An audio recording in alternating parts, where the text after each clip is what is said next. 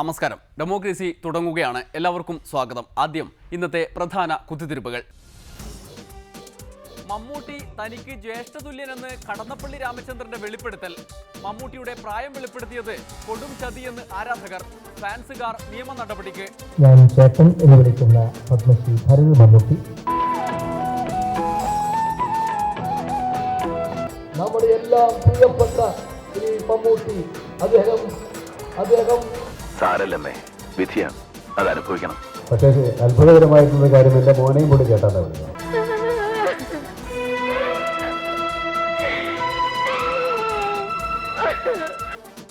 ബി.ജെ.പിക്കാരെ പാർട്ടിയിൽ ചേർത്ത് ബി.ജെ.പിയേക്കാൾ വലുതാകാൻ CPIM. Party വളർത്താൻ പത്തനംതിട്ടയിലും കണ്ണൂർ മോഡൽ.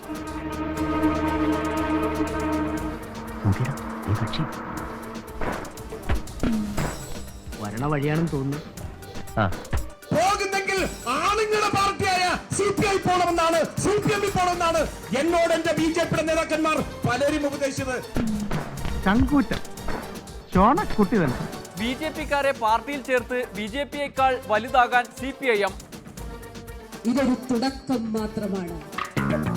എവിടെയോ എന്തോ ഒരു തകരാറ്. ആറന്മുള നിയോജക മണ്ഡലത്തിൽ നിന്ന് ദിവസം ഒരു കോളെങ്കിലും കൂടുതലും സ്ത്രീകൾ ഞങ്ങൾക്ക് CPIM-ൽ അംഗമാകണം എന്ന് പറഞ്ഞ് എന്നെ വിളിക്കാറുണ്ട്.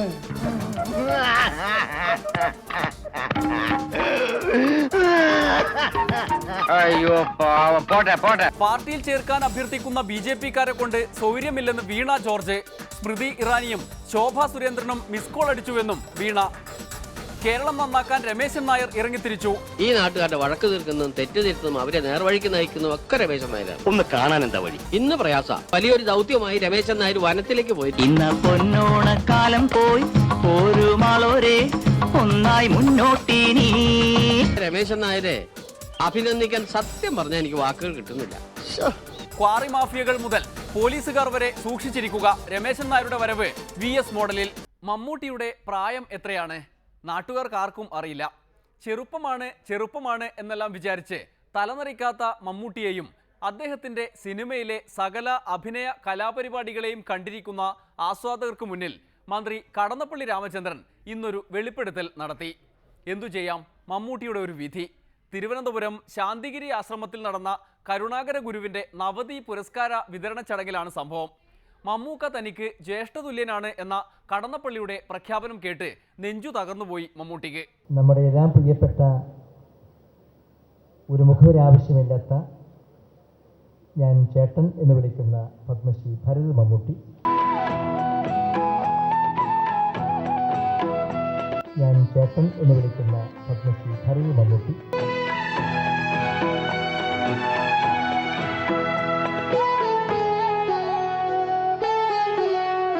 ഞാൻ ചേട്ടൻ എന്ന് വിളിക്കുന്ന സാരല്ലമ്മേ, വിധിയാണ്, അത് അനുഭവിക്കണം. നമ്മുടെ എല്ലാം പ്രിയപ്പെട്ട ശ്രീ മമ്മൂട്ടി, അദ്ദേഹം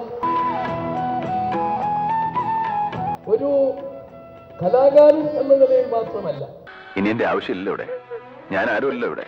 ഒരു മുഖവരാവശ്യമില്ലാത്ത ഞാൻ ചേട്ടൻ എന്ന് വിളിക്കുന്ന പത്മശ്രീ ഭരത് മമ്മൂട്ടി.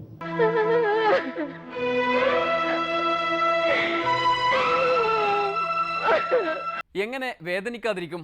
കടന്നപ്പള്ളിയേക്കാൾ 7 വയസ്സിന് ഇളയതാണ് എന്ന യാഥാർത്ഥ്യം തുറന്നു പറഞ്ഞാൽ അതും കുഴപ്പമാണ്. അപ്പോഴും മമ്മൂട്ടിക്ക് 65 വയസ്സായോ എന്ന ചോദ്യം വരും. കാരണം 1951-ലാണല്ലോ മമ്മൂട്ടി ജനിച്ചത്. എന്തായാലും ശരിയായ വയസ്സ് പറഞ്ഞില്ലല്ലോ എന്ന കാര്യത്തിൽ മമ്മൂട്ടി കടന്നപ്പള്ളിയോട് കടപ്പെട്ടിരിക്കുന്നു. എന്നാൽ കടന്നപ്പള്ളി തന്നോട് മാത്രമല്ല തൻ്റെ മകനോടും ഈ ചെയ്ത്ത് ചെയ്യാറുണ്ട് എന്ന വെളിപ്പെടുത്തലാണ് മമ്മൂട്ടിക്ക് നടത്താനുണ്ടായിരുന്നത്. ദുൽഖർ സൽമാനെയും കടന്നപ്പള്ളി ചേട്ടാ എന്നാണത്രേ വിളിക്കുന്നത്. എന്തായാലും മമ്മൂട്ടിയുടെ പ്രായത്തെക്കുറിച്ച് ആലോചിക്കാനുള്ള അവസരം കൂടിയാണ് ഇത്. കാരണം ജന്മമാസമാണല്ലോ. സെപ്റ്റംബർ 7 വിശാഖം നാളിലാണത്രേ മമ്മൂട്ടി ജനിച്ചത്. ഇതെൻ്റെ ജന്മമാസമാണ്. 2-3 ദിവസം കൂടെ കഴിഞ്ഞാൽ എന്നിവിടെ കേക്ക് മുറിച്ചെങ്കിലും 2-3 ദിവസം കൂടെ കഴിഞ്ഞാലാണ് എൻ്റെ ശരിക്കുള്ള ഇംഗ്ലീഷ് മാസത്തിലെ ജന്മനാള് സെപ്റ്റംബർ 7-ാം തീയതിയാണ്. അതിനൊരു വലിയ അനുഗ്രഹമായിരിക്കാം, അല്ലെങ്കിൽ പ്രത്യേകതയായിരിക്കാം. എൻ്റെ ചിങ്ങമാസത്തിലെ വിശാഖത്തിലാണ് ഞാൻ ജനിച്ചത്. അത്ഭുതകരമായിട്ട് ഈ മാസം ഈ വർഷം 7-ാം തീയതി വിശാഖം നാളാണ്. അതും ഒരു നല്ല നിമിത്തമായി ഞാൻ കണക്കാക്കുന്നു. എനിക്ക് എത്ര വയസ്സായെന്ന് ഞാൻ നിങ്ങളോട് ഇപ്പോൾ പറഞ്ഞിട്ട് കാര്യമില്ല, പലരും വിശ്വസിക്കാത്തതുകൊണ്ട് ഞാനത് പറയുന്നു. എങ്ങനെ വിശ്വസിക്കും? 65 വയസ്സായി എന്നല്ലേ പറയേണ്ടത്? ഈ ചെറുപ്പം കണ്ടാൽ ആരാധകർ എന്തായാലും വിശ്വസിക്കില്ല. എന്നാൽ കടന്നപ്പള്ളി ഈ ചെയ്തത് എന്തൊരു ചെയ്ത്താണ്? ചേട്ട എന്നൊക്കെ വിളിക്കാൻ പാടുണ്ടോ? ശ്രീ കടന്നപ്പള്ളി രാമചന്ദ്രൻ എന്നെ ചേട്ടാ എന്നാ വിളിക്കുന്നത്. അപ്പോൾ എൻ്റെ പ്രായം നിങ്ങൾക്ക് മനസ്സിലായി കാണുമല്ലോ. പക്ഷേ അത്ഭുതകരമായിട്ടുള്ളൊരു കാര്യം, എൻ്റെ മോനെയും കൂടി ചേട്ടാ എന്നാ വിളിക്കുന്നത്.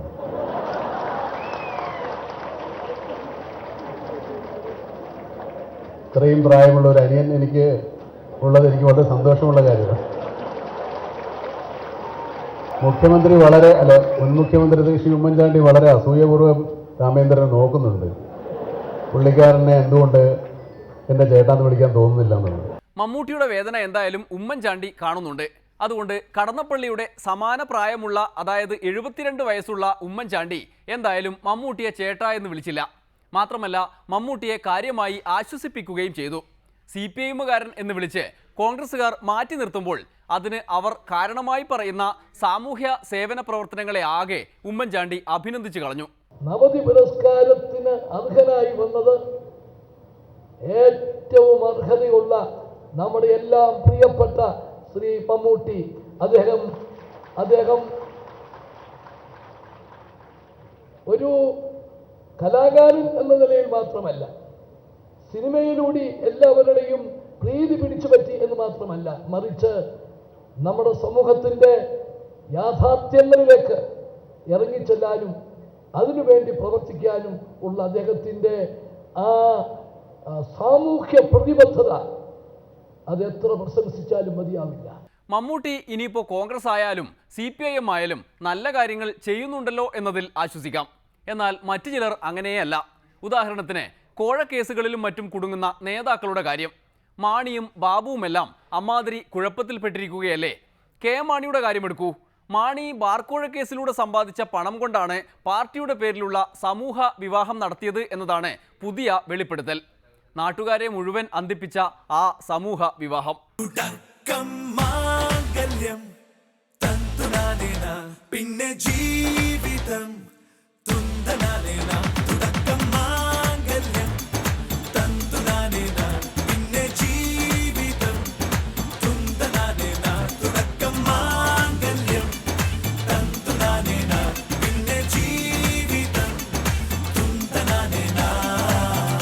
കേരള കോൺഗ്രസിന് 10,000-കണക്കിന് പ്രവർത്തകരുള്ളവരാ. ഞങ്ങളുടെ പ്രവർത്തകരുടെ പ്രാദേശിക കമ്മിറ്റികൾ വിധവിയുടെ കൊച്ചുകാശ് വരെ പിരിച്ച് സംഭരിച്ച് ഞങ്ങൾ ഈ സമൂഹ വിഭാഗം നടത്തിക്കൊടുത്തതാണ്. പ്രിയമുള്ളവരെ, ഈ ചടങ്ങിന്റെ ഏറ്റവും മുഖ്യ അതിഥിയാണ് ഇത് നമ്മുടെ മുന്നിലേക്ക് കടന്നു വന്നുകൊണ്ടിരിക്കുന്നത്. ഇത്ര വലിയ ചടങ്ങ് നടത്തുന്നുണ്ടെന്നുള്ള യാതൊരു അഹംഭാവവും അദ്ദേഹത്തിന്റെ മുഖത്തില്ല. ഈ പഞ്ചായത്തിൽ ഇതുപോലൊരു ചടങ്ങ് ഇനി കാണാൻ സാധിക്കില്ല എന്നാണ് എനിക്ക് തോന്നുന്നത്. പാവങ്ങളെ സഹായിക്കുന്നതിൽ ഇത്രയും നല്ല മനുഷ്യൻ ഈ പഞ്ചായത്തിൽ കണ്ടിട്ടില്ല, ഒരിക്കലും കാണാൻ സാധിക്കുമില്ല. അതിൽ അസൂയ പൂണ്ടുകൊണ്ട് ആരെങ്കിലും ഇതിന് പിന്നിൽ അഴിമതി ഉണ്ടെന്ന് പറഞ്ഞാൽ അങ്ങനെ ഈ പറയുന്നതാണ് അഴിമതി. ഇങ്ങനെയുള്ള ദുരാരോപണങ്ങൾ നടത്തുന്നവര്, ഫ്രിവലസ് ആയിട്ടുള്ള പെറ്റീഷൻസുമായിട്ട് നടക്കുന്ന ഇവരാണ് ലോകത്തിലെ ഏറ്റവും വലിയ അഴിമതിക്കാർ. മഹാമനസ്കനും സൽഗുണ സമ്പന്നനും പരോപകാരിയും ദാനധർമ്മിഷ്ഠനും സത്യസന്ധനുമായ നമ്മുടെ അത്ര അങ്ങനെ പൊക്കണ്ട, കളിയാക്കാന്ന് വിചാരിക്കും. ഒരു മീഡിയത്തിലായാ മതി. ഓക്കെ, ഇതൊക്കെ വളരെ തെറ്റായ ഒരു പ്രവണത നമ്മുടെ നാട്ടിൽ ഇങ്ങനെ ഉയർന്നു വരിക. അല്ലെങ്കിൽ പാലായില് ഒരു സമൂഹ വിവാഹം നടത്തിയാൽ എത്രയോ വലിയൊരു കാര്യമാണ്. അതിനെ അനുമോദിക്കുന്നതിന് പകരം അതിന് പിന്നിൽ അഴിമതിയാണ് എന്ന് പറഞ്ഞ് ആരോപിക്കുന്നതല്ലേ അഴിമതി എന്ന് പറയുന്നത്. നമുക്ക് സംസാരിക്കാം. മാണിയെയും ബാബുവിനെയും പോലുള്ളവർ നാട്ടിൽ പെരുകുമ്പോൾ പ്രതിപക്ഷ നേതാവ് രമേശ് ചെന്നിത്തല ഒരു കാര്യം അങ്ങ് തീരുമാനിച്ചുറപ്പിച്ച് ഇറങ്ങിക്കഴിഞ്ഞു. നാട് നന്നാക്കാനുള്ള സുപ്രധാന തീരുമാനം. അഴിമതിക്കാരുടെ കാര്യത്തിലേക്ക് തൽക്കാലം കടക്കില്ലെങ്കിലും മറ്റു ചിലവയിൽ കാര്യമായ നിലപാടാണ്. അങ്ങനെ പത്തനംതിട്ടയിലെ ചെമ്പൻമുടിയിലേക്ക് ചെന്നിത്തല തിരിച്ചു. ജനജീവിതമാകെ പ്രതിസന്ധിയിലാക്കിക്കൊണ്ട് പാറമടകൾ അവിടെ പ്രവർത്തിക്കാൻ തുടങ്ങിയിട്ട് നാളുകൾ ഏറെയായി. നിയമവിരുദ്ധമായ പ്രവർത്തനങ്ങൾ ഇടത് വലത് വ്യത്യാസമില്ലാതെ പഞ്ചായത്ത് മുതൽ സംസ്ഥാന സർക്കാർ വരെയുള്ളവർ കണ്ടില്ല എന്ന് നടിച്ചു. കഴിഞ്ഞ UDF സർക്കാരിൻ്റെ കാലത്ത് ക്വാറി മാഫിയ പൂണ്ട് വിളയാടി. എന്തായാലും ഇത്തവണ പ്രതിപക്ഷ നേതാവായതോടെ രമേശ് ചെന്നിത്തലയ്ക്കൊരു പൂതി. VS അച്യുതാനന്ദൻ മോഡലിൽ ജനകീയ പ്രശ്നങ്ങളിൽ അങ്ങ് ഇടപെട്ട് കളയാം എന്ന്. അങ്ങനെയാണ് പത്തനംതിട്ടയിലേക്ക് പുറപ്പെട്ടത്. പാറമടകൾക്കെതിരെ ആഞ്ഞടിക്കാൻ നാട് നന്നാക്കാൻ തന്നെ ഇറങ്ങിപ്പുറപ്പെട്ട രമേശൻ നായരുടെ കഥയാണിനി. പോലീസുകാരെ പോലും പാഠം പഠിപ്പിക്കുന്ന രമേശൻ നായരുടെ ജീവിതകഥ. രമേശൻ നായർ എന്ന മഹാൻ ഇവിടെ ഉണ്ടോ? രമേശൻ നായർ എവിടെയും ഉണ്ട്, പക്ഷെ ഇവിടെ ഇല്ല. പോലീസിന് ജോലി ചെയ്യാൻ വയ്യാത്തൊരു നാടാണെന്ന് ഞാൻ കേട്ടു.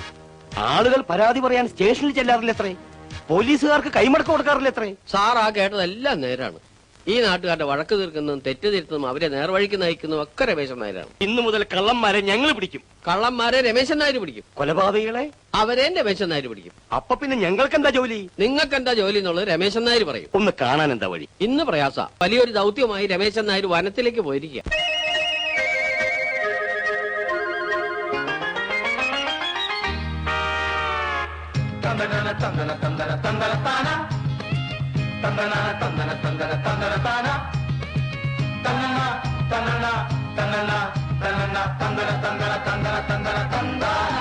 സാറേ 2000 മുതൽ ഒരു തുണ്ട് പേപ്പറിന്റെ ലൈസൻസ് ഇല്ലാതെ പ്രവർത്തിച്ചുകൊണ്ടിരിക്കുന്ന ഒരു മടയാണിത്.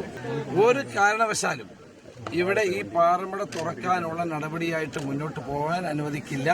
നിങ്ങളുടെ സമരത്തിന്റെ മുമ്പിൽ ഞാൻ ഉണ്ടാകും. രമേശൻ നായരെ അഭിനന്ദിക്കാൻ സത്യം പറഞ്ഞാൽ എനിക്ക് വാക്കുകൾ കിട്ടുന്നില്ല. മനുഷ്യരെല്ലാവരും പാവങ്ങളാണ് പ്രസിഡന്റ്. സാഹചര്യമാണ് അവനെ വഷളാക്കുന്നത്. പണ്ട് മാലോകറുന്നു പോലെ വാണനാടി മാമലനാട് ചങ്ങാതി കള്ളമില്ലെന്ന് കള്ളപ്പറയും ചെല്ല ചെറു നാഴിയുമില്ല ചങ്ങാതി. ഇന്ന പൊന്നോണക്കാലം പോയി ഒരു മാളോരെ ഒന്നായി മുന്നോട്ടിനി. നമുക്ക് നോക്കാം, ഇനി ഇവിടെ പാറമട തുടങ്ങുമെന്ന് നമുക്ക് നോക്കാം. നിങ്ങൾ ഈ നാടിന്റെ അഭിമാനമാണ് രമേശൻ നായർ. എനിക്ക് അഭിനന്ദിക്കാൻ വീണ്ടും വാക്കുകൾ കിട്ടുന്നില്ല. കറക്റ്റ്. മണ്ണും ഈ മനസ്സും കണ്ണും പുത്തനൊരു പൊന്നിൻ പൂമ്പുലരി ചന്തം കണ്ടുണര. പണ്ട് മാലോകരൊന്നു പോലെ വാണകാലം മാമല നാട്ടിൽ ചങ്ങാതി. ചെത്തും ചേലില്ല ചെത്തുവഴിയിൽ ചെത്തിവരും ചെക്കരുമില്ല ചങ്ങാതി. ഈ നാട് നശിക്കാൻ ഞാൻ സമ്മതിക്കില്ല സുശീല. രമേശൻ നായരുടെ പോരാട്ടം ഇവിടെ അവസാനിക്കില്ലത്രേ. എന്നാൽ പോരാട്ടത്തിന് പിന്തുണ നൽകി മടങ്ങിപ്പോരുമ്പോൾ ക്വാറി മാഫിയക്കാർ പറഞ്ഞുവിട്ട കുറെ പാവങ്ങൾ സമരക്കാർക്കെതിരെ രംഗത്തെത്തി. അതൊരു ഒന്നൊന്നര തെറിവിളി കൂടിയായിരുന്നു. ചെന്നിത്തല അത് കേൾക്കാനേ നിൽക്കാതെ ഓടി രക്ഷപ്പെട്ട് കളഞ്ഞു. അമ്മാതിരി വാക്കുകളായിരുന്നു.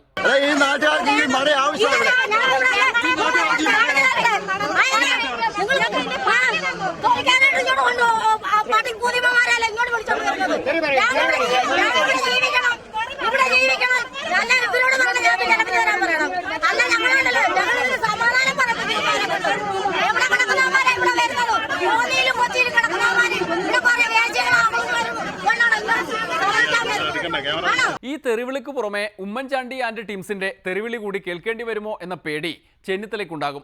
ഇനിയൊരു ഇടവേള, അത് കഴിഞ്ഞ് വീണ ജോർജും കോടിയേരിയും. പാകത്തിന് പഴുത്തു നിൽക്കുക, ഒന്ന് കുത്തണ്ട, ഒരു ഇളം കാറ്റടിച്ചാൽ മതി.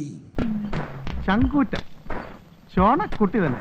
ദിവസം ഒരു കോളെങ്കിലും കൂടുതലും സ്ത്രീകൾ ഞങ്ങൾക്ക് CPIM-ൽ അംഗമാകണം എന്ന് പറഞ്ഞ് എന്നെ വിളിക്കാറുണ്ട്.